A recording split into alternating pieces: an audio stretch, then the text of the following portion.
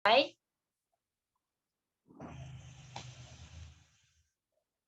Assalamualaikum warahmatullahi wabarakatuh. Selamat sore dan salam sejahtera bagi kita semua. Bapak atau Ibu ataupun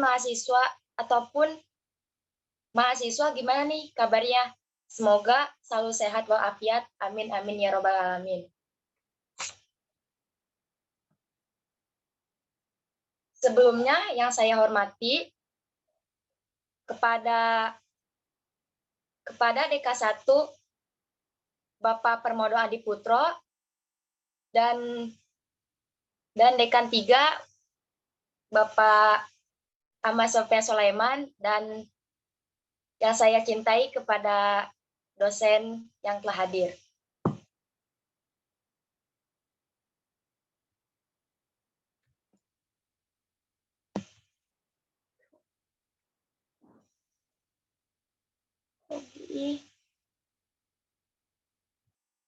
Sebelumnya, perkenalkan, saya Sepena Khairunisa. Di sini saya yang akan memandu jalannya sesi webinar pada kali ini yang bertemakan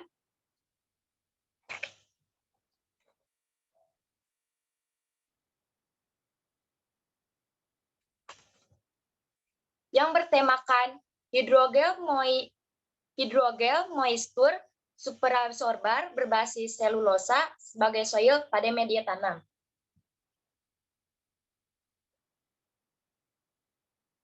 Kenapa sih tumbuhan tanah yang lembab? Dan lalu apa sih hidrofolik gel superabsorber? Lalu apa sih hidrofolik gel superabsorber? Nah, hal ini akan kita kupas tuntas dengan pemateri kita yang sudah hadir, Bapak Sofyan Sulaiman. Sebelumnya, saya akan membacakan terlebih dahulu dari CV beliau. Nama, Ahmad Sofyan Sulaiman, SPD MSI, email ahmadsofiasulaiman@gmail.com, nomor telepon 0813 8801 3618. Pengalaman kerja, menjadi dosen tetap di program Studi Fisika Fakultas Sains Universitas Mandiri dan menjadi wakil dekan bidang kemahasiswaan Fakultas Sains Universitas Mandiri. Latar belakang pendidikan 2014 hingga 2018 menjadi program sarjana pendidikan fisika di UHAMKA. Dan 2019 hingga 2021 menjadi program magister geofisika di IPB. Bidang minat riset, yang pertama studi eksperimen, ada material polimer, keramik, dan organik. Yang kedua, literatur, tradisional review, sistematis literatur review. Yang terakhir, publik ilmiah. Yang pertama, nasional 2 publikasi, dan yang kedua, internasional 10 publikasi. Nah, untuk pemaparan materinya, kita ada waktu 45 menit. Dan untuk teman-teman atau ibu bapak peserta webinar, kita ingatkan untuk selalu tetap on cam dan menggunakan kesempatan menggali ilmu dari narasumber kita sebaik mungkin. Dan nanti di akhir acara, kita ada sesi tanya jawab. Untuk mempersingkat waktu, kepada Bapak Sofyan Sulaiman, saya persilahkan.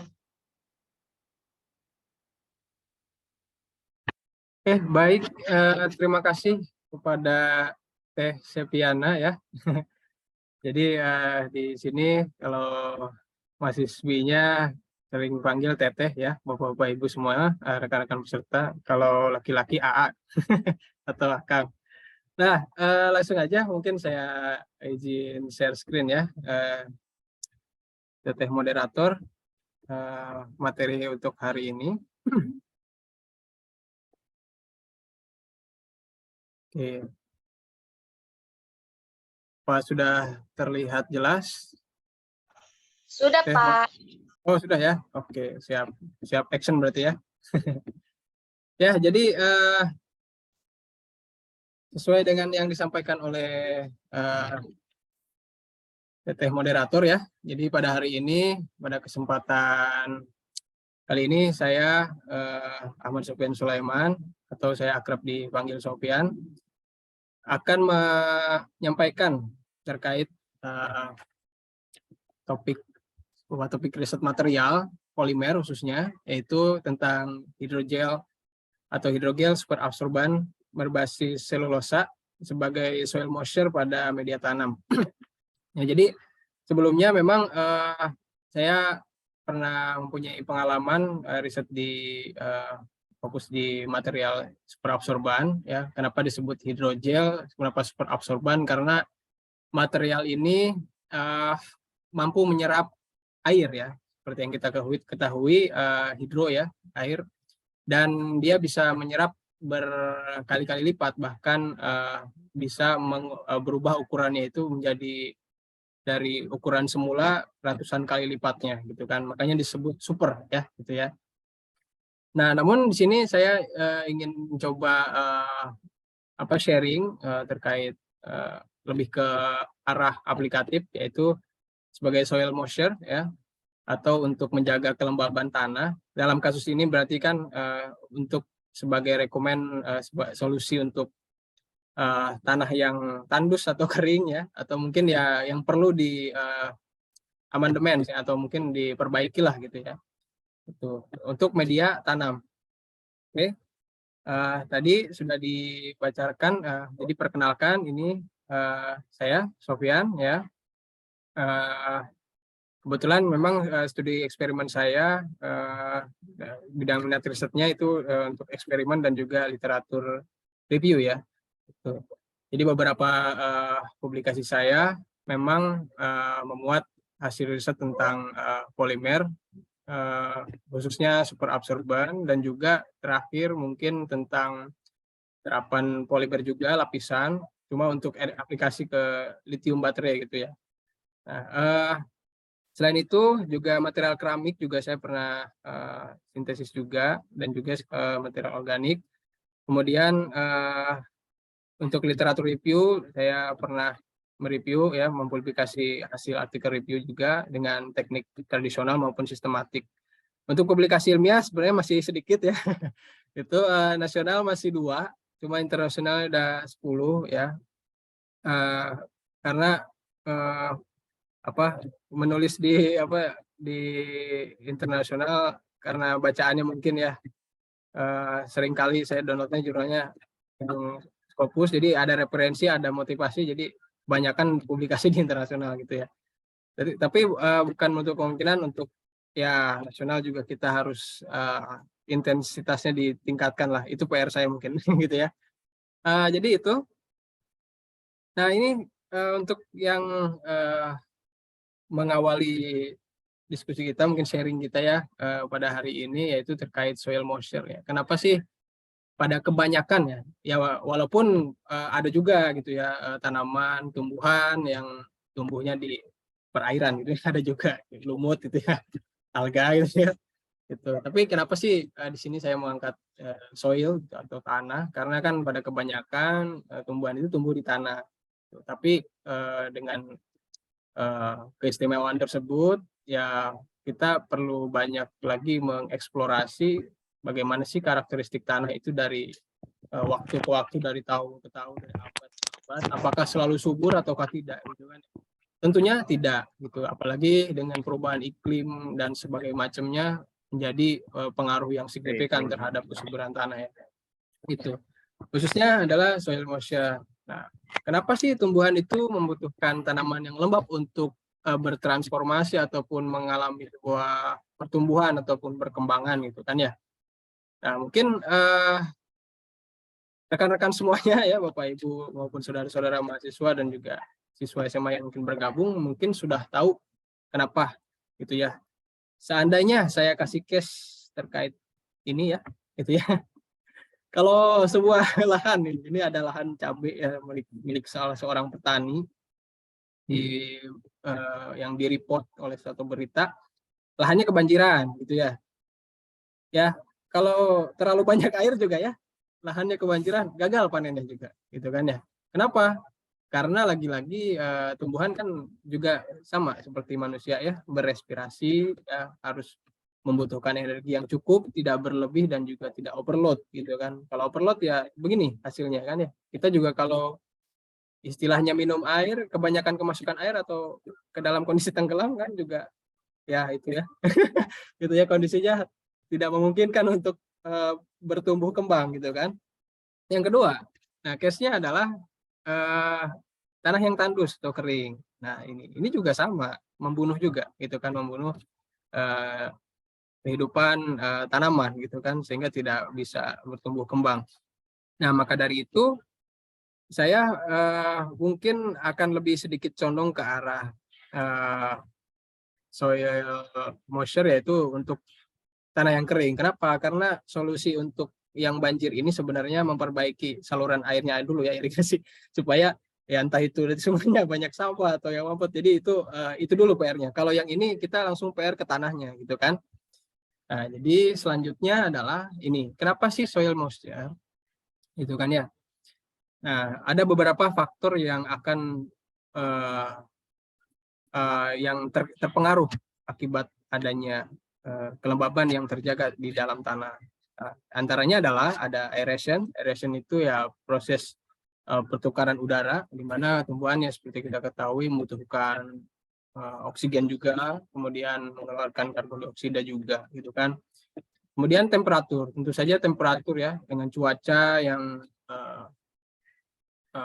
panas ataupun ya dingin itu berpengaruh terhadap pertumbuhan kembangan tumbuhan atau tanaman ya.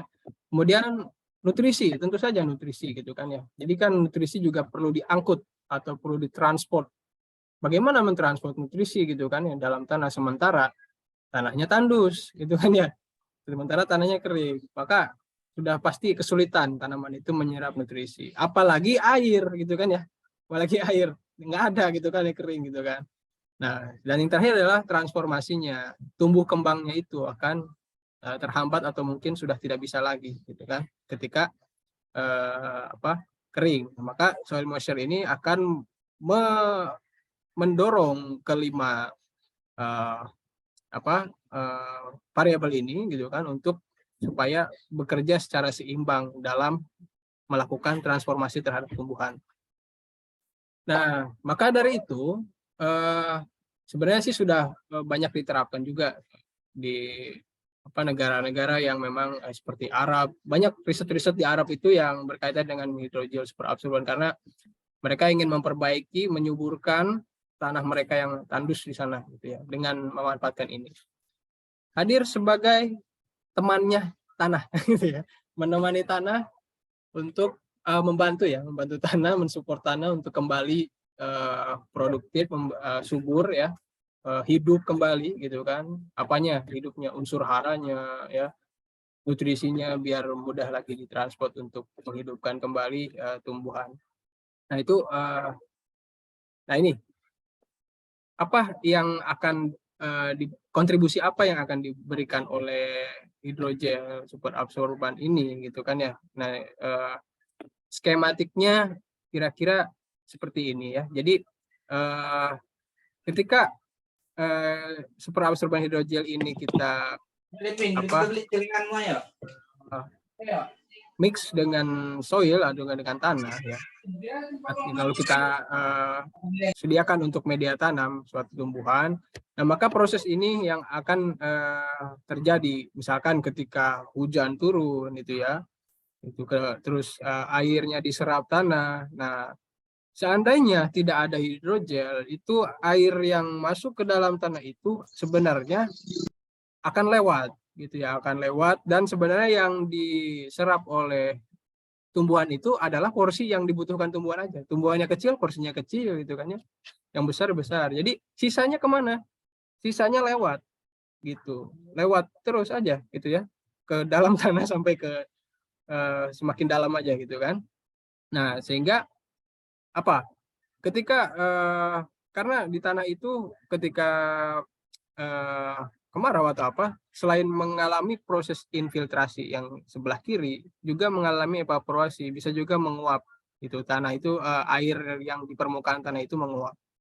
Nah, sehingga di sini hidrogel hadir untuk supaya memberikan bantuan cadangan air. Gitu ya. Ketika air turun dari hujan, maka si hidrogel ini akan menyerap, sehingga yang terjadi adalah keuntungannya adalah mengurangi air dan nutrisi yang hilang di dalam tanah, maka akan tersimpan di hidrogel. Digunakan untuk ketika itu tadi ya, keadaan kemarau ya, atau mungkin evaporasi yang sangat tinggi ya di permukaan tanah. Jadi hidrogel ini akan menyediakan cadangan air. Walaupun ya tumbuhan ya ada juga yang istilahnya bisa menyimpan cadangan air, cuma kan tidak lama gitu kan, jadi harus disupport.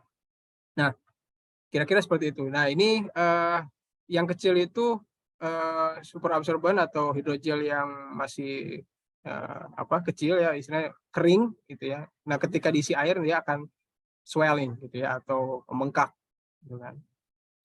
Nah, maka tujuannya adalah ini ya, meningkatkan retensi air, efisiensi penyerapan dan pelepasan air, mengurangi kehilangan unsur hara atau nutrisi dan lain sebagainya. Sehingga luaran yang diharapkan adalah kelembapan tanah terjaga untuk kebutuhan transformasi tumbuhan gitu kan ya, supaya lebih efektif. Kemudian pengurangan daripada kehilangan unsur air dan juga unsur hara atau nutrisi yang ada di dalam tanah.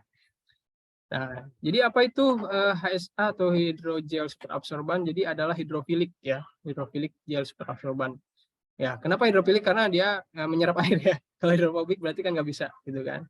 Maka secara istilah hidrofilik gel gitu kan. Dan ini ya, jadi dia itu adalah suatu material hasil sintesis atau hasil preparasi dari suatu polimer dikombin dengan cross linker ya, sehingga memunculkan sebuah sisi aktif dan dapat berikatan silang. Nah, sehingga dia bisa dipreparasi dalam bentuk kering yang pertama ya. Dan nanti ketika difungsikan untuk menyerap air, maka ukurannya akan membesar ya, dengan kapasitas tertentu ya tentunya. Gitu. Dia juga punya kapasitas dalam menyerap air. Nah, kira-kira secara realnya adalah demikian. Jadi pada posisi kering yang di sebelah kiri itu dry state, ya, keadaan kering ketika mengembang. Nah, jauh sekali ya perbedaannya ya, bahkan berpuluh kali lipat dari ukuran awal. Nah, jadi hidrogel ini sudah disiapkan dengan struktur yang saling berikatan silang ya. Nah, di sini tentunya ada gugus fungsi yang mungkin secara chemical, secara kimia ada sebuah interaksi reaksi yang terjadi. Nah, di ini kan sudah ada petunjuk ya. Nah, di mana gugus-gugus yang menyerap air ini adalah ceomin ya, berikatan dengan gugus air, kemudian antar ceomin ini ketika air yang dimuat itu sudah banyak gitu ya, maka mereka akan saling merepulsi untuk memperbesar ukurannya supaya bisa menampung air sebanyak-banyaknya itu. Dan tentunya ada ikatan hidrogen ya yang muncul. Lalu bagaimana sih metode sintesa dari HSA sendiri gitu kan? Nah, di sini ada dua metode yang mungkin saya akan bahas ini. Yang pertama secara fisika metode ya, atau physical method, dan juga secara chemical atau kimia. Nah, di sini secara fisika bisa disintesis dengan metode interaksi elektrostatik, ikatan ionik, dan juga fase kompleks. Fase kompleks itu ya sejenis kita mengaktifkan suatu material polimer itu menjadi bermuatan. Nah, di sini nanti dari muatan-muatan tersebut akan menghasilkan sebuah interaksi sehingga dalam bentuk liquid nanti material tersebut yang kita larutkan akan saling berikatan atau bertukar ionnya gitu. Kemudian ada secara chemical method. Nah, di sini ada ikat silang. Ikat silang itu sama sebenarnya, hampir mirip dengan sintesis di fisika, cuma kita menambahkan sebuah cross linker untuk apa? Supaya memperkuat struktur daripada hidrogel tersebut.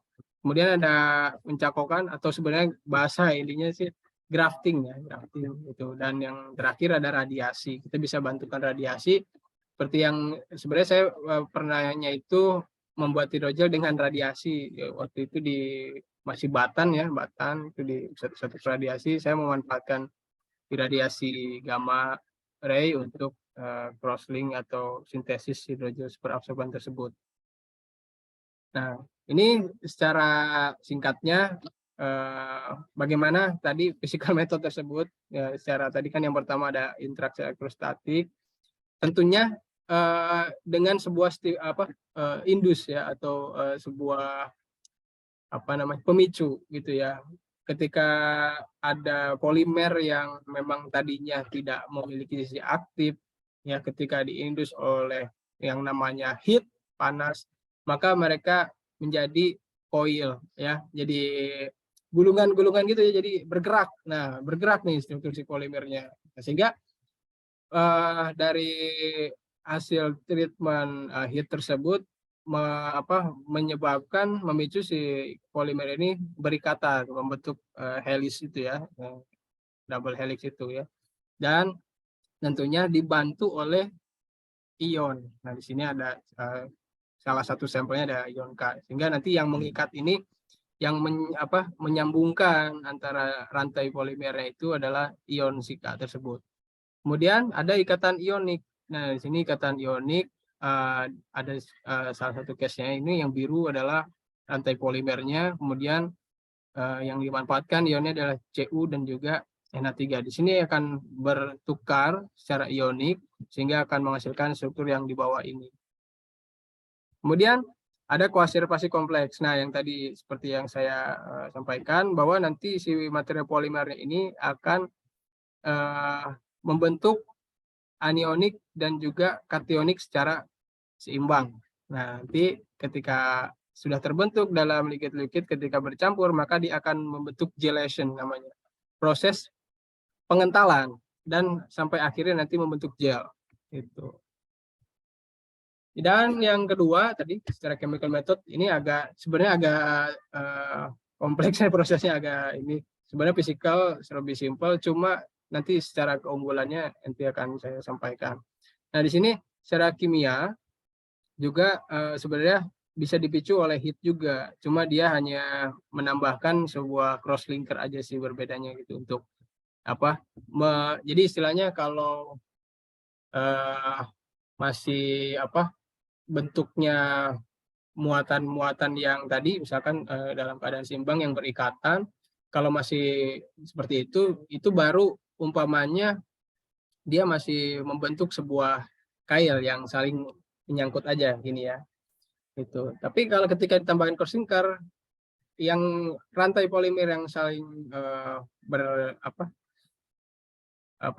berikatan, bukan berikatan, artinya sudah saling mengaitkan satu sama lain, itu supaya diperkuat ikatannya menggunakan cross linker itu. Jadi fungsinya cross linker di situ. Tujuannya nanti banyak, entah itu kekuatan mekaniknya atau mungkin ketahanan dalam degradasinya itu lebih lama itu. Dan yang terakhir adalah ikat silang radiasi ya.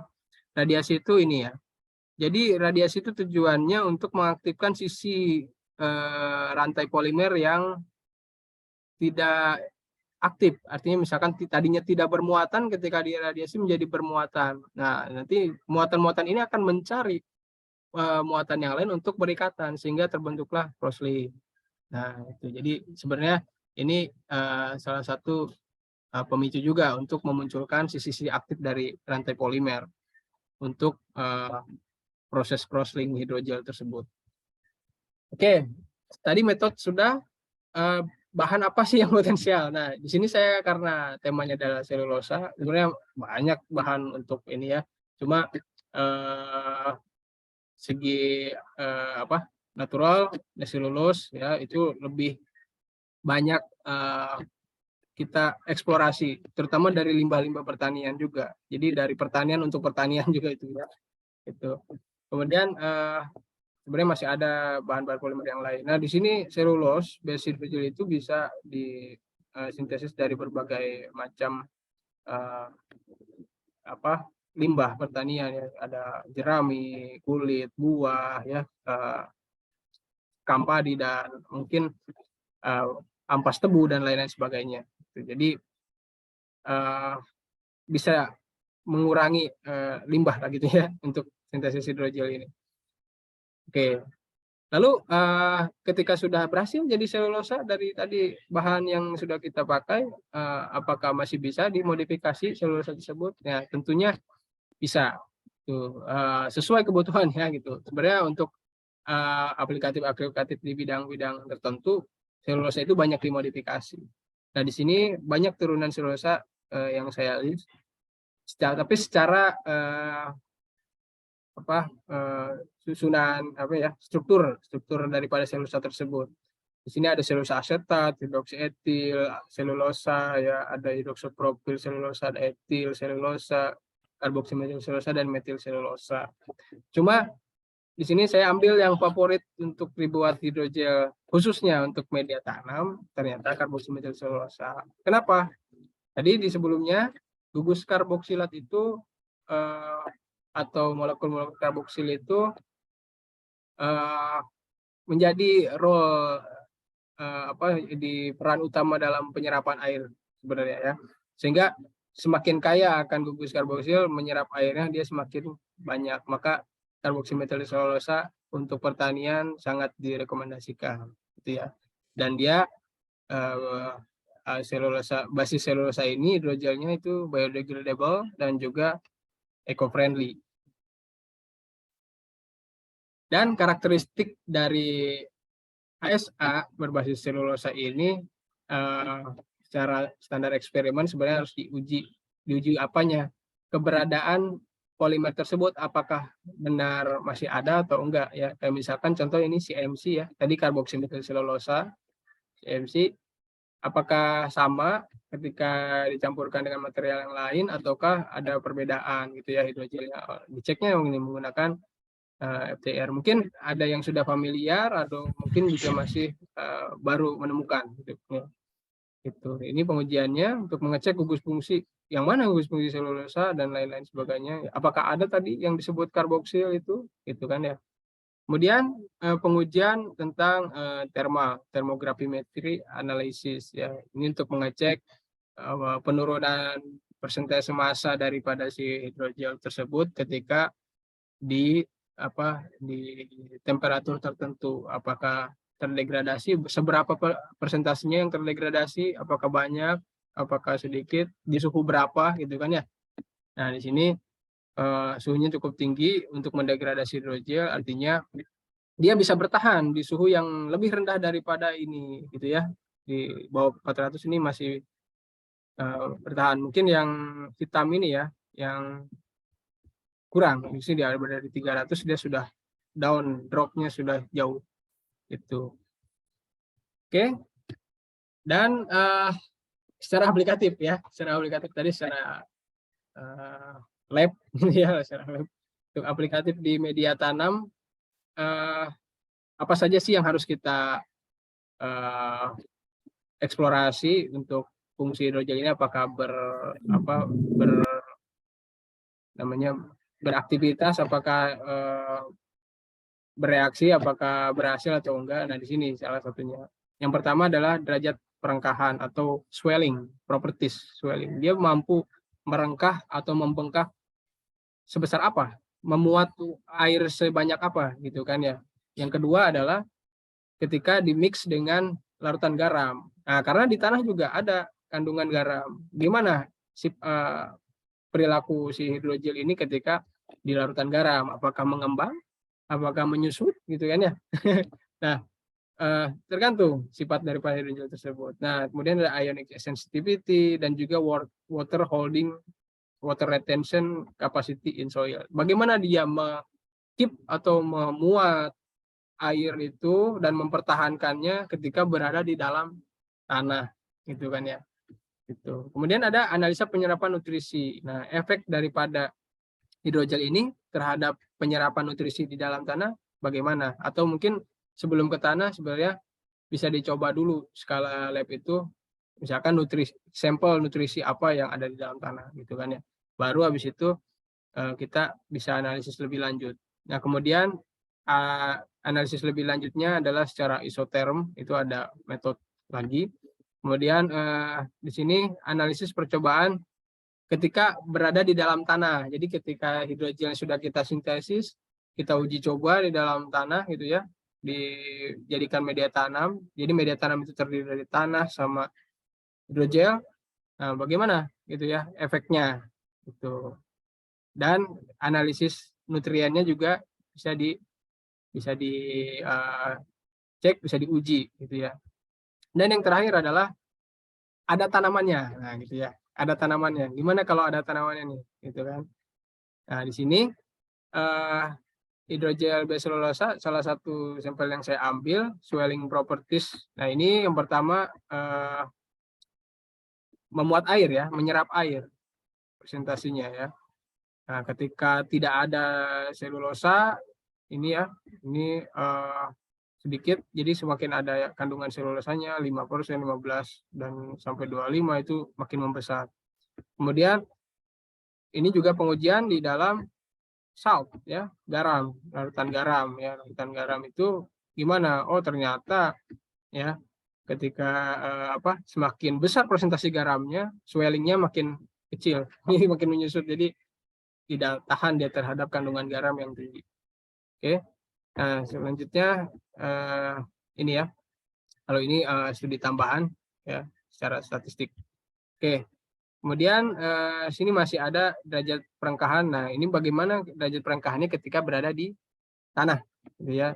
Ketika dicampur dengan tanah. Nih, sini ada water holding percentage-nya ya, bagaimana ketika dicampur. Ini tanah aja nih, tanah aja. Tapi ketika dikasih hidrogel, oh tinggi ya water holding-nya gitu ya. Bahkan hampir dengan variasi banyak pun stabil.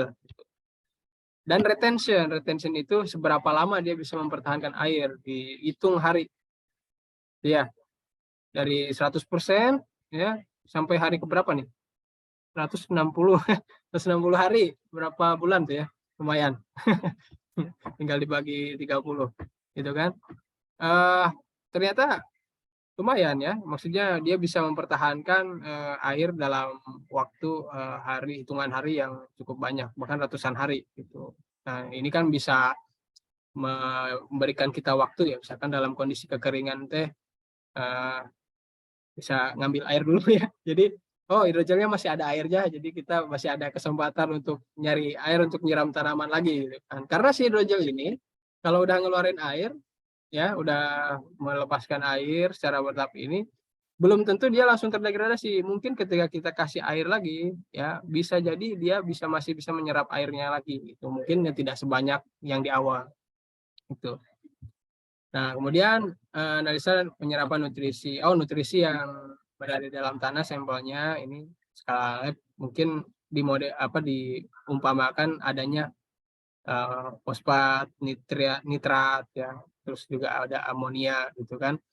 Tuh, bagaimana kalau hidrogel ini kita larutkan di amonia, di nitrat, di larutan fosfat itu apakah bisa menyerap seberapa banyak gitu kan ya, kita bisa ketahui gitu. Sehingga nanti kita punya bayangan ketika berada di tanah yang mempunyai kandungan nutrien beberapa macam ini, kita bisa perkirakan gitu, si hidrogel ini akan bisa memuat sebanyak apa. Nah, ini juga secara equilibrium ya, equilibrium itu dia diuji skala lab tapi dalam suhu temperatur yang dijaga, misalkan temperatur ruang gitu ya. Penyerapan terhadap amonia, terhadap nitrat, terhadap fosfat itu apakah meningkat atau enggak seiring dengan meningkatnya konsentrasi daripada hidrogel gitu kan, konsentrasi selulosa dalam hidrogel. Ternyata ini ya, dari sini kita bisa lihat simbolnya ya. Jadi yang ada selulosnya ternyata punya penyerapan nutrisi yang baik. Oke. Dan ini untuk tadi ya, ketika disatukan dengan tanah gitu ya. ketika disatukan dengan tanah, penyerapan nutrisinya bagaimana gitu kan. Nah, di sini sorry. Ya, tadi masih sama, ada amonia dan nitrat dan juga fosfat ya. Bagaimana secara hitungan hari gitu kan ya, dia bisa mempertahankan nutrisi yang sudah dimasukkan di hidrogel berbasis selulosa tersebut. Dan ini ya, assessment secara lahan apakah beneran nih gitu kan, kita coba uji gitu kan hidrogelnya. Ini ada satu riset yang mencoba hidrogel basis selulosa tersebut untuk perkecambahan benih gandum itu. Dan nggak jauh-jauh, walaupun beda sih sama, tapi nggak jauh juga sama sawah ya. Cuman sawah lebih wet gitu kan. Nah, di sini ada water, air aja gitu ya, air aja nih, nggak pakai hidrogel gitu kan. Bagaimana berkecambahannya, mau di air, oh ternyata agak lama nih gitu kan. Berarti kan di sini harus dianalisis lebih lanjut sih sebenarnya, apakah nutrisinya tidak diangkut dengan baik, tapi kita bisa mengetahui dari perkiraan sebelumnya, dari hasil uji coba hidrogel tersebut, oh mungkin nggak ada hidrogel, pengangkutan nutrisinya, airnya, penyerapan airnya kurang maksimal, gitu kan, sehingga pertumbuhannya kurang. Tapi ketika ada gel, tumbuh, gitu kan ya, akarnya juga beda, jenjang. Ini secara asesmen lapangan. Kemudian kalau selulosa hidrogelnya itu dicampur dengan polimer lain, oh ternyata bisa jadi lebih baik, gitu kan. Bisa jadi, bisa juga tidak. Kita harus tahu juga karakteristik yang dia itu cocok untuk dicampur dengan polimer lain atau tidak. Nah, ini di analisis lahan juga ya, kita lihat hanya air aja, oh tumbuh tetap, tapi tidak begitu banyak. Semakin ke sini semakin banyak ya. Nah, kira-kira proses yang terjadi sebenarnya tidak jauh ya, karena permukaan tanah tadi mengalami evaporasi di permukaannya, kemudian ketika masuk ke tanah bagian dalam pun lewat gitu kan ya, jadi tidak tersimpan di tanah, jadi loss aja gitu kan, sehingga ada hidrogel mempertahankan air tersebut ya, sehingga evaporasinya pun teratur ya. Jadi pada keadaan kering si hidrogel ini bisa ngasih air secara bertahap gitu ya, secara perlahan ya, karena kondisi lagi sulit gitu kan, dari kondisi. Jadi ini agak smart juga ya, agak cerdas juga hidrogel ini, bisa mengasih makan ini proporsional sesuai dengan kondisi lingkungan ya, supaya cadangan makanan untuk si tumbuhan ini tidak cepat habis ya. Ya nggak seperti kita lah ya, walaupun keadaan sulit tetap boros gitu kan ya. Nah, tapi tumbuhan lebih cerdas gitu kan ya. Ketika kering ada yang bantu hidrogel ya, gitu kan. Dia makannya sedikit-sedikit supaya setiap hari bisa makan. Tuh. Oke. Nah, ini secara graphical hasil dari tadi assessment itu ya, pertumbuhannya.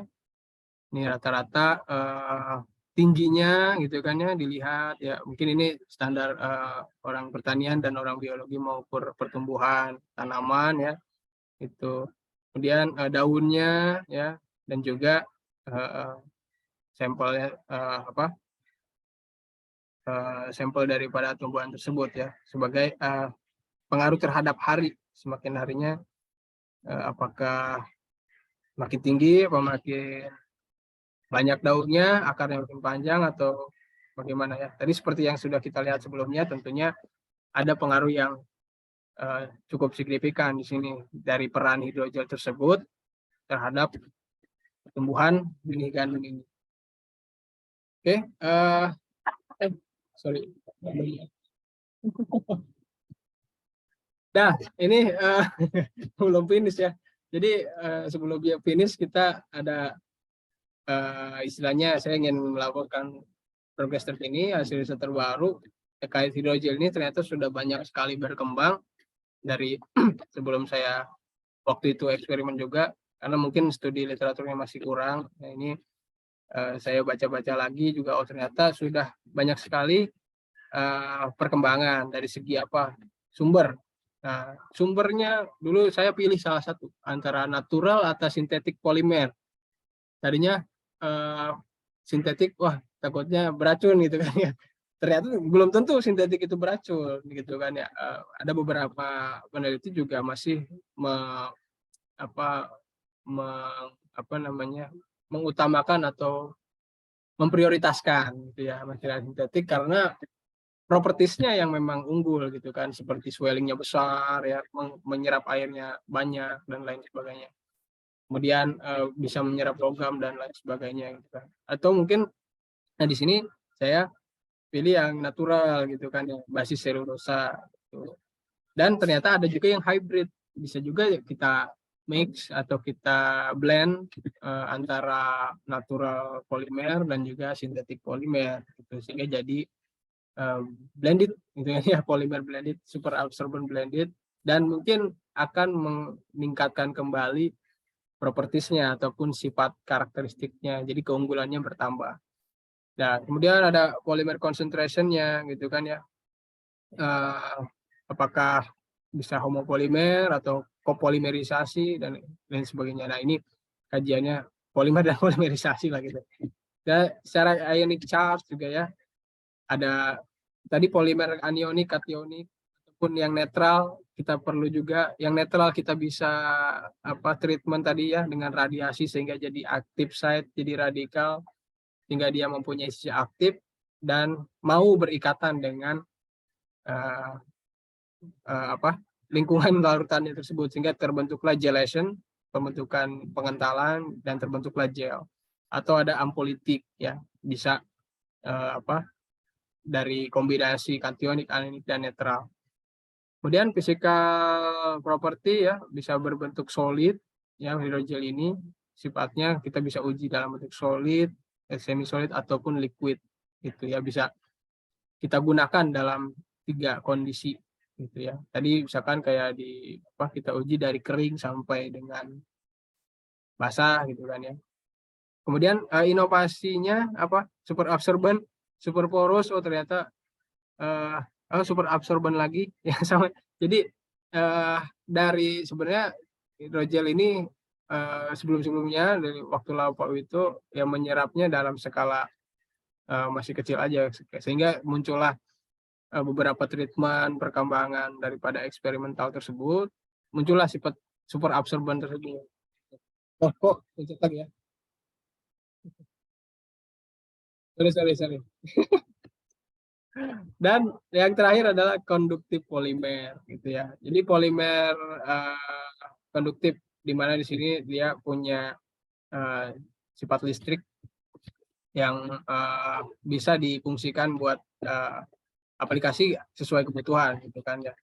Itu. Kemudian secara degradabilitasnya masih tetap ya, dia bisa terdegradasi secara biologi, bisa juga non biodegradable, artinya tidak mudah terdegradasi secara biologi. Misalkan di tanah hidrogelnya ada juga yang terdegradasi dengan mudah oleh mikroba-mikroba ataupun unsur-unsur di dalam tanah, ada juga yang tidak.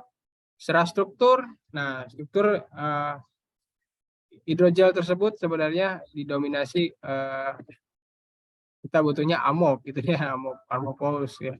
Tapi ada juga sisi site yang semi kristalin gitu ya, atau super molecules dan juga yang lainnya seperti hydrocolloid agregat dan juga hidrogen bond gel gitu ya.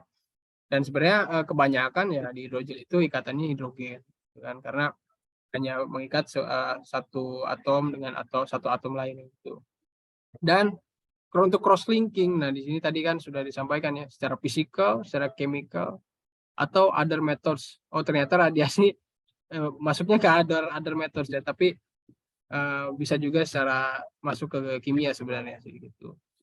Jadi ini dan responnya, ini ya lagi-lagi hidrogel itu tadi sebenarnya kalau kita mengamati daripada perilakunya ketika kondisi kering, ketika kondisi basah ya, ketika kondisi pH-nya asam, banyak garam dan lain sebagainya, itu adalah respon yang diberikan oleh hidrogel ketika kondisi lingkungannya, pH-nya misalkan asam atau basah, apa yang dia lakukan, apa yang dia sifatnya yang berubah, apakah tetap bertahan apakah terdegradasi gitu kan ya.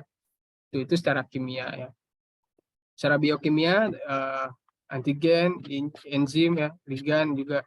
Nah, terus secara fisikal ya temperatur. Nah, itu tentunya cuaca ya pasti mempengaruhi temperatur. Pressure, ini ya ketika ditanam di tanah kan ada tekanan gitu ya. Apakah hidrogel ini ketika disatukan dengan tanah ini kita nyobanya dengan tekarannya harus terukur juga gitu kan ya. Nggak mungkin kita sembarangan injak gitu ya. Hidrogel kita campurkan sama tanah terus kita pot kita padat-padatin nggak mungkin. Jadi secara eksperimen itu kita harus tentukan juga tekanannya harus berapa gitu kan, harus coba juga. Ini bisa juga jadi riset berikutnya. Misalkan tekanannya berapa Pascal divariasikan. Apakah hidrogelnya nanti mudah terdegradasi, bisa nyerap air nggak kalau padat gitu kan ya. Tapi kalau longgar mungkin bisa lebih leluasa untuk menyerap airnya gitu kan. Terus cahaya. Nah, ini parameter fisika, cahaya itu juga bisa diamati ya. Nanti bisa dikasih cahaya, misalkan hidrogel, udah media tanamnya udah tanah sama hidrogel. Nah, bisa juga dulu eksperimen. Tapi eksperimennya biologi ya, tapi dulu saya pernah eksperimen tuh SMA ya, ditutup pakai apa tuh? Kertas jilid yang berwarna-warni gitu kan ya. Nah, itu nanti bisa menghasilkan light yang berbeda warnanya. Bisa juga jadi model eksperimen dengan media tanam yang ada hidrogelnya gitu kan ya. Apakah makin cepat tumbuhnya apa? Ini tergantung daripada warna light tadi gitu kan ya. Kalau kita misalkan pecah gitu. Atau intensitas kita mainnya misalkan berapa CD gitu kan ya. Candela intensitas cahayanya kita variasikan itu juga bisa. Dan electric field. Nah, ada juga riset-riset yang sudah melakukan treatment yang namanya electric field dalam tanaman gitu ya pengaruhnya. Dan juga magnetic field. Ini parameter-parameter fisika yang bisa berpengaruh terhadap menstimulus hidrogel tersebut ketika beraktivitas sebagai media tanam. Oke. Kira-kira itu yang bisa saya sampaikan. Tadi sudah tepuk tangan sebenarnya ya. Nah, demikian.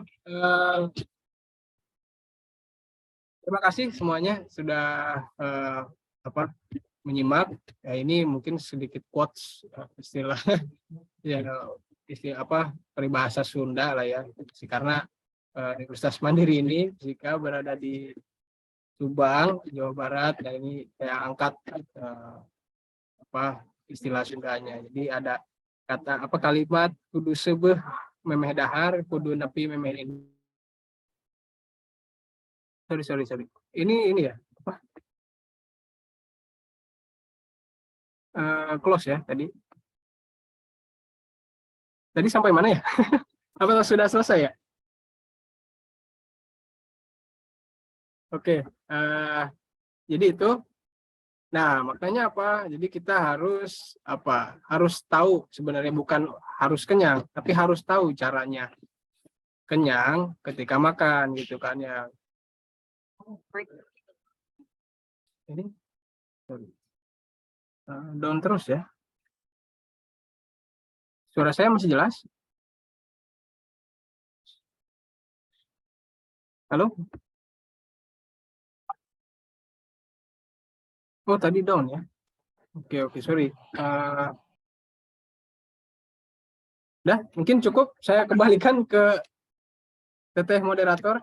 Silakan Teh Sepi dilanjutkan ke sesi berikutnya.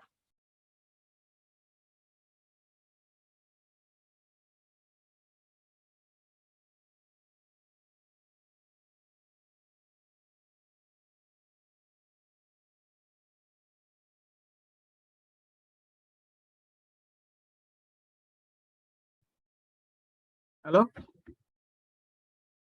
Ya, silahkan dilanjut.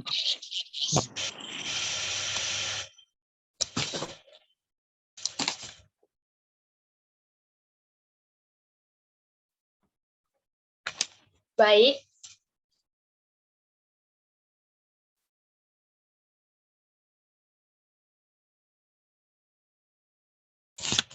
Baik, mungkin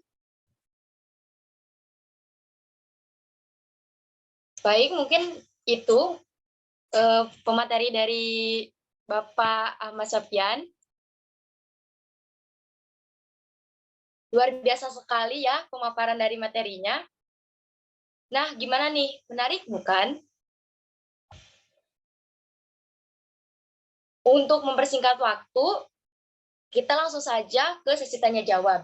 Sebelumnya, saya ingin mengingatkan bagi peserta webinar yang belum on-cam, silakan untuk on-cam terlebih dahulu.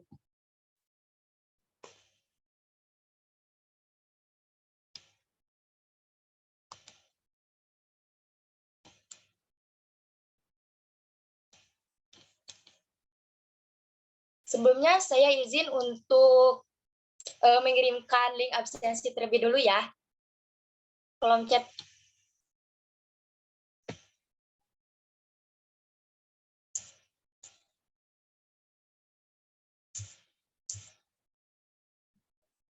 Link absennya udah kelihatan belum? Maksudnya udah ada belum? Oke.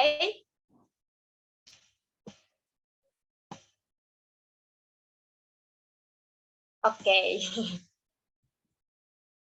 Sekarang mungkin masuk ke sesi tanya jawab bagi Bapak Ibu ataupun pertanyaannya mungkin saya simpan dulu.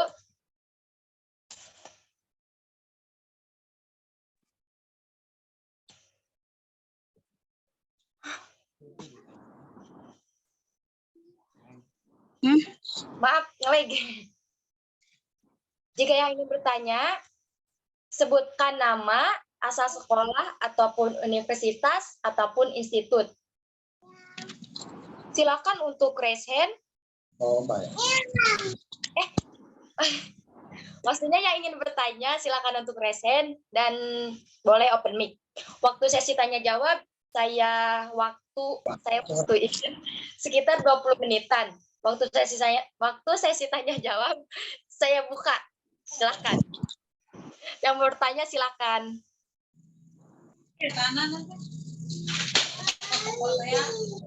Ada yang angkat tangan tuh, 3 orang.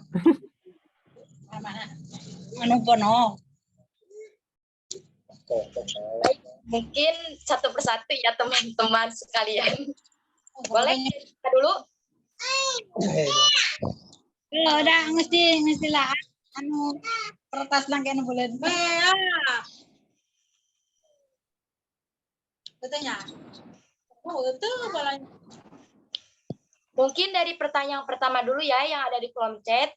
Barang lah mau tanya duit. Saya akan bacakan pertanyaannya. Silakan.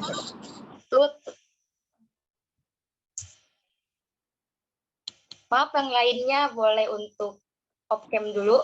Off cam on mic. Off mic. Sorry. Pertanyaan pertama nih Pak.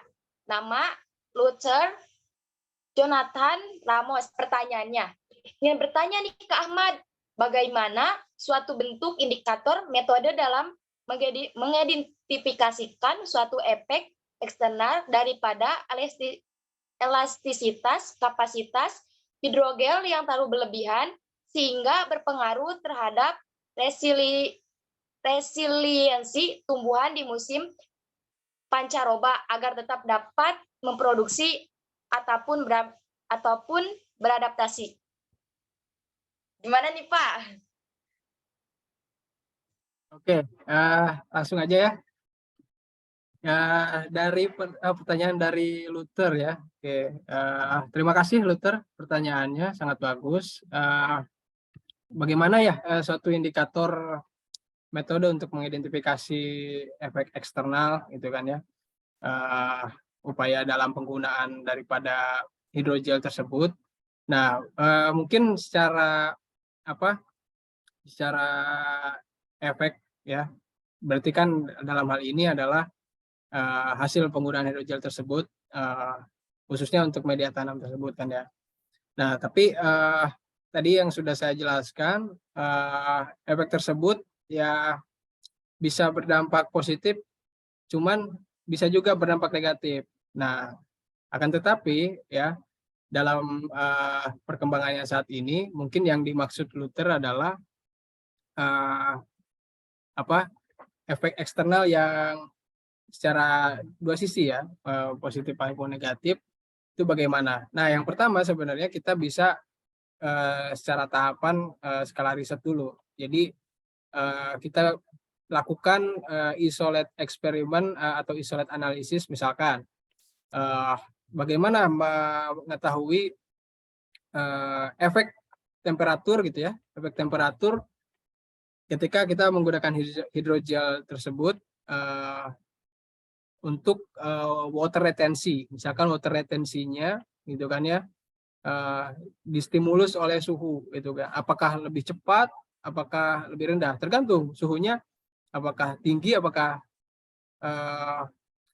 rendah gitu kan ya, apakah dingin atau panas gitu kan ya. Itu. Nah, itu akan berhubungan terhadap ini ya, sifat daripada hidrogel, atau mungkin juga bisa efek yang lainnya seperti misalkan pH ya, atau derajat keasaman lingkungannya gitu. Nanti hidrogel itu akan mengeluarkan sifat seperti apa. Dan yang eksperimen lain atau mungkin analisis lain tadi ya, seperti larutan ya, kita coba larutkan hidrogel tersebut di beragam larutan jenis garam yang memang itu berada kandungannya ada di tanah gitu kan ya. Nah, bagaimana kita menganalisis tersebut? Jadi secara parsial. Nah, baru habis itu kita kombinasikan gitu kan ya. Nah, itu mungkin membutuhkan sebuah desain yang lebih kompleks ya, karena memang beberapa di situ melaporkan kebanyakan secara parsial, dan mungkin secara aplikatifnya itu juga sama gitu ya, baru secara lahan kecil. Nah, bagaimana kalau musimnya pancaroba gitu kan ya. Nah, ini yang menjadi pertanyaan yang sangat bagus. Ini kan musimnya nggak pasti ya, kadang panas kadang hujan. Apa yang terjadi sama hidrogel gitu kan ya, apakah nanti dia ketika panas menyusut, ketika hujan mengembang lagi? Bisa jadi kita bisa memperkirakan dari pengamatan sebelumnya ketika kita treatment hidrogel ini pada suhu yang tinggi dalam relatif keadaan panas gitu kan ya, pasti dia menyusut. Ketika suhunya kita rendah, kemudian kita beri air, ya tentu dia akan menyerap air gitu kan ya. Jadi pancaroba ini sebenarnya kembali ke pengamatan kita di eksperimen gitu kan ya. Bagaimana kita mentreatment tersebut. Kalau pengamatan yang kita lakukan banyak analisanya gitu kan ya, misalkan terhadap suhu, terhadap pH, terhadap larutan, terhadap sudah dicampurkan dengan tanah, terhadap tumbuhannya. Nah, mungkin kita akan bisa memperkirakan ketika menghadapi musim pancaroba gitu kan ya. Cuma dari segi ini mungkin repeatable-nya, misalkan ini cuacanya tetap terus-menerus pancaroba gitu ya. Apakah nanti hidrogelnya ini tetap berperilaku demikian? Tentunya pasti ada perubahan gitu. Nah, itu yang mungkin bisa menjadi analisa lebih lanjut. Oke, kira-kira seperti itu. Kemungkinan sih bisa beradaptasi ya, tapi tidak lama. Tidak dalam waktu tertentu aja. Karena ini material. Oke, next. Bagaimana tanggapannya Luther? Apakah ada sanggahan mungkin? Silahkan, Saudara Luther. Baik, terima kasih. Oke ya, oke, sudah jelas ya. Jadi itu ada tahapan yang harus kita lalui. Oke, pertanyaan selanjutnya mungkin yang raise hand, Teh moderator. Mungkin ini yang ada di chat atau gimana nih? Yang di chat udah ada 2 nih. Silahkan, mungkin yang raise hand dulu ya, yang raise hand ya. Yang raise hand silakan sebutkan nama, asal sekolah, universitas, ataupun institutnya. Oke. Siapa yang pertama nih? Ada 2 yang raise hand nih. Eliza mungkin ya, Pak? Boleh. Boleh, silakan. Baik, terima kasih moderator. Ucapin terima kasih buat pemateri hari ini, yaitu Bapak Ahmad Sofyan Sulaiman. Izin memperkenalkan diri, nama saya Eliza Rumnafiri dari Universitas Mandiri, Program Studi PGSD semester 2. Izin bertanya, Pak. Nah, bagaimana cara meningkatkan soil moisture dan bagaimana cara mengatur kelembapan tanah dalam soil moisture? Terima kasih, Pak. Oke, terima kasih Eliza. Oh, ternyata dari BGSD ya. Ya, jadi masih satu kampus ya. Oke, terima kasih pertanyaannya. Bagaimana sih meningkatkan soil moisture tersebut atau menjaga soil moisture tersebut? Ya, sebenarnya kalau untuk tadi ya, saya udah singgung juga sebenarnya di jawaban di pertanyaan sebelumnya. Bagaimana kita men-treatment tersebut? Apa kita men-treatment tersebut terkontrol ya, terkendali ya? Misalkan kita mau men-treatment tanah tersebut dalam keadaan lembab. Berarti kan kondisinya tidak terlalu terpapar matahari. Nah, berarti bisa kita pakai penghalang atau filter cahaya dan sebagainya gitu kan untuk mengurangi intensitas cahaya yang masuk gitu. Hingga nanti tanahnya mungkin bisa sedikit lebih lama dalam mempertahankan soil moisture-nya. Yang kedua, ya kalau misalkan tidak terkendali ya, maka nasibnya akan berubah-ubah ya ketika misalkan kayak tadi yang ditanyakan oleh pertanyaan sebelumnya oleh Luther ya, ketika pancaroba ya tentu itu kan sudah tidak terkendali, artinya untuk menjaga soil moisture tersebut ya bisa kita mengisolat tanah tersebut ya dengan kondisi tertentu atau ya ini gitu kan ya dengan menanamkan hidrogel ini gitu kan, karena hidrogel ini kan memuat air gitu. Kita tinggal satukan tadi kan ya di case sebelumnya dengan tanah, terus kita siram air, nanti si hidrogen akan memuat air tersebut gitu. Jadi air yang masuk ke tanah sebagian mungkin nggak sebagian ya, sedikit mungkin lewat, tapi ada juga yang banyak yang diserap oleh hidrogel itu untuk cadangan. Sehingga ketika banyak cadangan air di dalam tanah, maka kondisinya akan moisture atau lembab. Nah, seperti itu kira-kira Eliza. Baik, Bapak. Terima kasih atas jawabannya. Oke, next, Teh Sepiana. Baik, pertanyaan selanjutnya.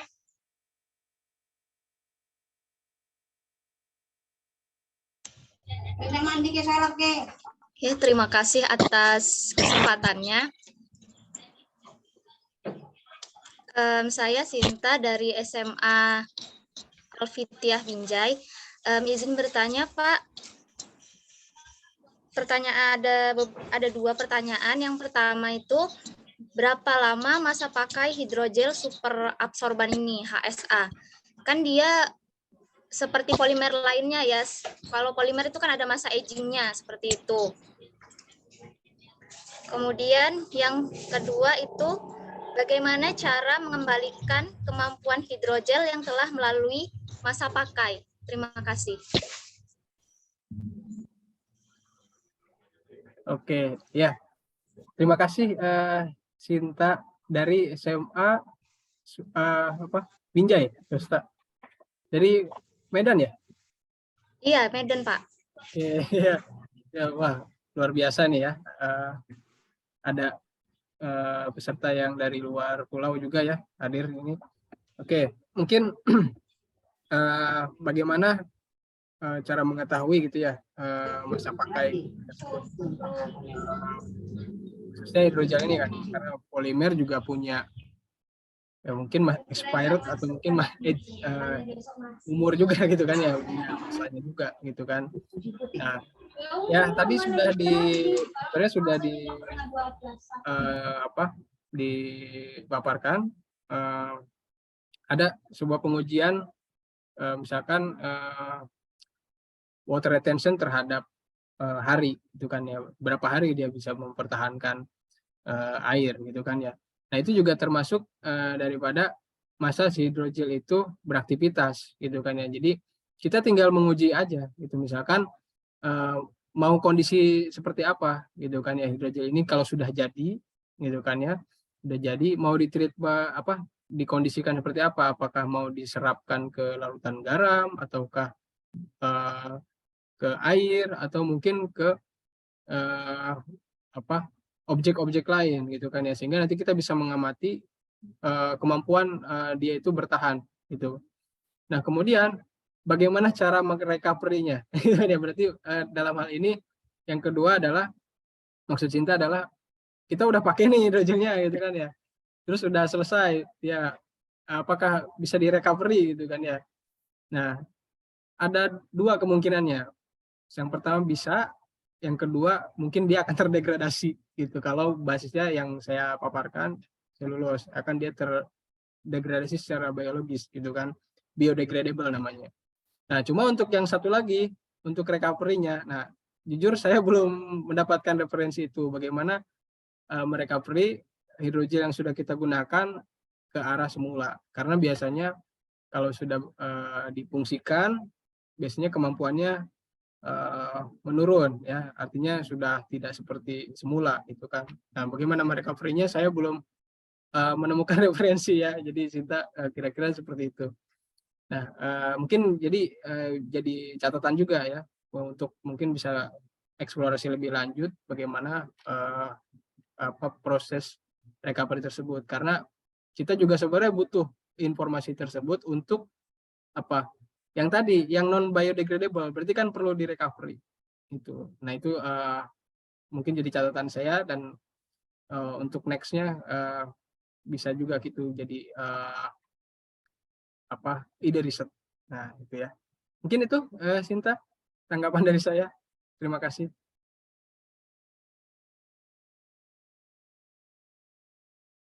Oke. Baik, Ya. terima kasih Pak atas jawabannya.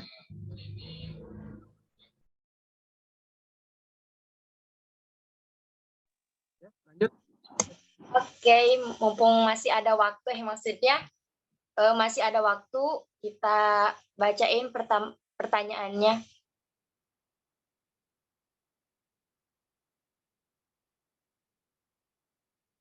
Ini ada yang nanya, cuman nggak ada namanya. Di mana? Ini dibacain pertanyaannya, nanti yang rasa ini pertanyaannya boleh resen ya. Tadi dijelaskan, salah satu bahan selulosa bisa dari onion peel. Cara kerjanya bagaimana? Hanya dalam skala lab atau bisa diaplikasikan dalam kehidupan sehari-hari? Katanya gitu, Pak. Oke, ya jelas pertanyaannya. Gimana nih? Tadi kan ada gambar mungkin ya. Jadi dari siapa nih R ini ya? Wah, saya nggak tahu. Ya udah, saya jawab aja pertanyaannya.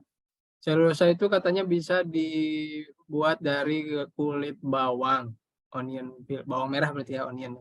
Itu kan. Cara kerjanya, maksudnya mungkin cara buatnya bagaimana gitu kan ya. Terus hanya bisa skala lab, apakah bisa aplikasi di kehidupan sehari-hari atau mungkin bisa diproduksi gitu ya maksudnya. Nah secara eksperimental bisa, karena onion sendiri atau bawang sendiri itu punya kandungan selulosanya. Kita bisa isolasi selulosanya dengan sebuah metode sintesis gitu. Nah itu tinggal dicari aja metode sintesisnya selulosa itu bagaimana.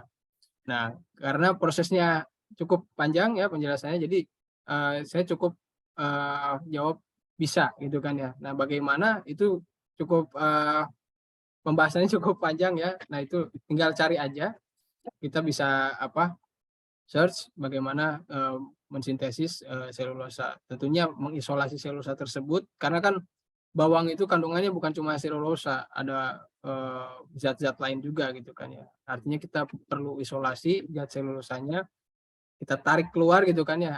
Nah, bahan apa yang bisa kita gunakan untuk mengisolasi selulosa atau memperoleh selulosa tersebut supaya kita dapat selulosa dari kulit bawang tersebut. Nah, tinggal kalau udah ketemu bahannya udah gitu kan ya, tinggal murnikan aja. Jadi kita bisa dapat selulosa tersebut skala lab. Nah, untuk kehidupan sehari-hari ya kita tinggal sintesis jadi hidrogel ya kita aplikasikan gitu ya, bisa tentunya gitu.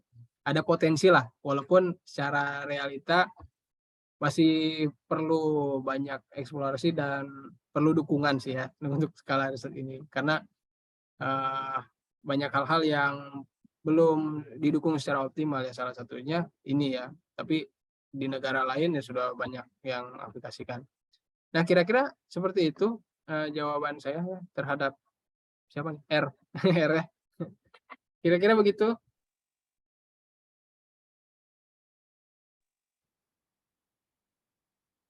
Gimana untuk R? Apakah penjelasannya sudah jelas? R siapa?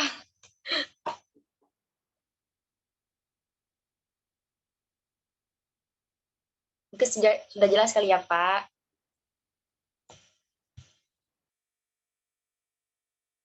Ada tuh siapa?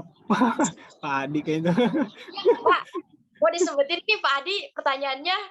Papa, ini bacain. Coba ya. Izin tanya Pak Sofyan dari Pak Adi ya. Izin tanya Pak Sofyan, untuk metode penyiapan atau pembuatan HSA menggunakan metode secara fisika teh, salah satunya adalah penggunaan iradiasi ya. Pertanyaannya adalah, sumber iradiasi apa saja yang bisa digunakan, lalu alasannya apa terhadap proses penyiapan atau pembuatan HSA? Baik, untuk Pak Sofyan. Oke. Dia Pak Adi nih. Iseng bertanya, padahal ya pertanyaan ini tadi sudah dijelaskan ya di presentasi saya, tapi kurang jelas mungkin ya. Nah, ini jadi bagaimana mempreparasi HSA, salah satunya metode fisika ya, kan radiasi ya. Nah, jadi di Indonesia ini bisa dilakukan ya proses preparasi HSA ini melakukan dengan memanfaatkan iradiasi. Nah, salah satunya dulu di Pusat Isotop Radiasi Batan ya, atau kalau sekarang udah jadi BRIN semua ya. Tinggal kita cari kelompok yang bagian iradiasi itu, Pusat Isotop Radiasi ya. Itu fokusnya. Nah, mungkin masih fokus mensintesis hidrogel dengan menggunakan iradiasi. Nah, untuk sumbernya, nah ada gamma ray gitu ya, ada sinar gamma, ada juga elektron beam gitu ya, ada berkas elektron. Nah, bedanya apa gitu kan ya? Kalau iradiasi gamma ya kita sinar gamma yang kita manfaatkan gitu kan. Kalau elektron beam berkas elektron ya. Nah, dari sisi apa karakteristiknya, karena apa istilahnya iradiasinya sumbernya berbeda, tentu nanti active site atau apa namanya site-site yang aktif itu yang terradiasi itu tentu akan berbeda gitu ya. Jadi akan menghasilkan sisi aktif yang satu elektron beam, tentu pasti didominasi oleh berkas elektron atau elektron ya. Nah, dalam hal ini dia akan mencari si aktif membentuk gelasi ya, atau mengental sehingga membentuk gel. Nah, itu. Nah, dalam prosesnya penyiapannya dulu secara teknis sih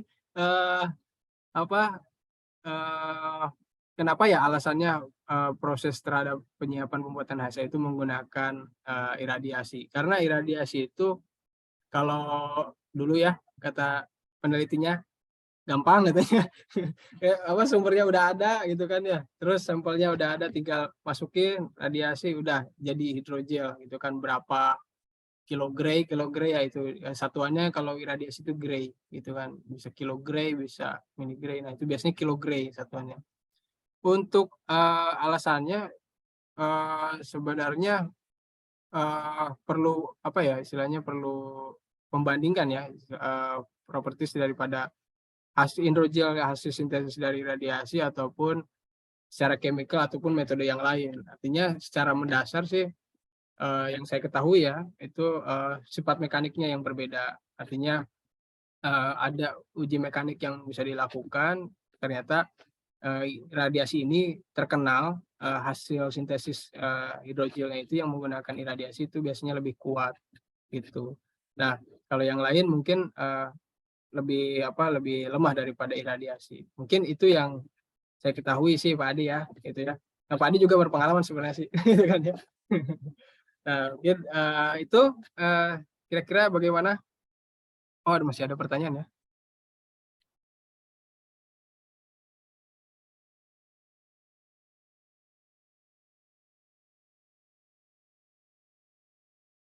Ya, mungkin Teh Sepi satu lagi ini pertanyaannya nih, yang apa nih?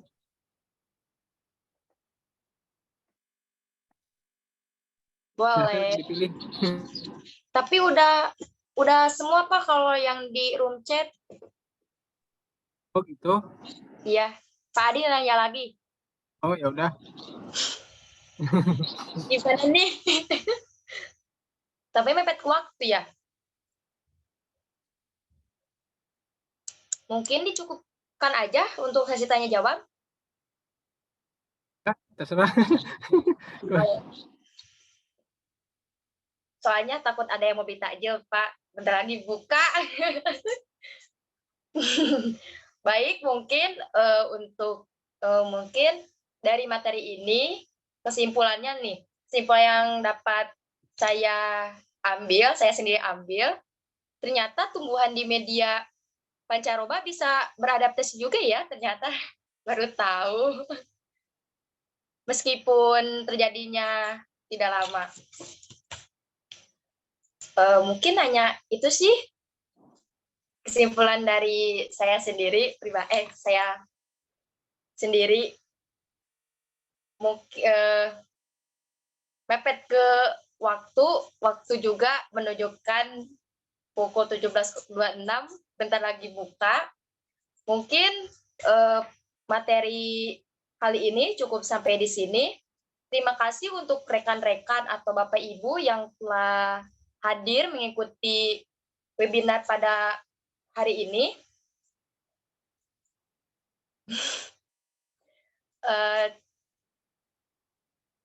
Mungkin untuk terakhiran, kita on cam semua ya. On cam semua kita berfoto. Ada Miss Wiwin.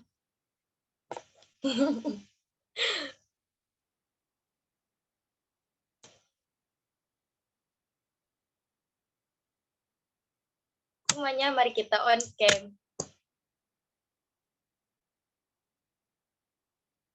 Boleh Miss Wiwin.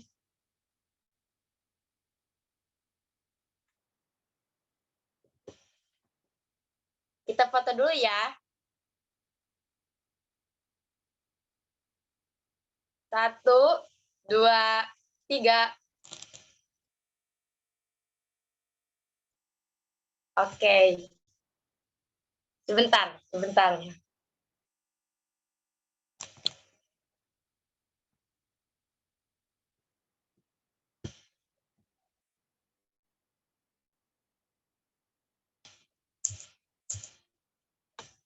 Baik, mungkin cukup sekian. Pak Moderator tentu ya. Terima kasih. Mohon maaf jika ada kesalahan karena saya masih belajar ya teman-teman semuanya. Doain terus. Mungkin saya tutup dan saya akhiri. Wassalamualaikum warahmatullahi wabarakatuh. Terima kasih. Waalaikumsalam warahmatullahi wabarakatuh. Terima kasih semuanya.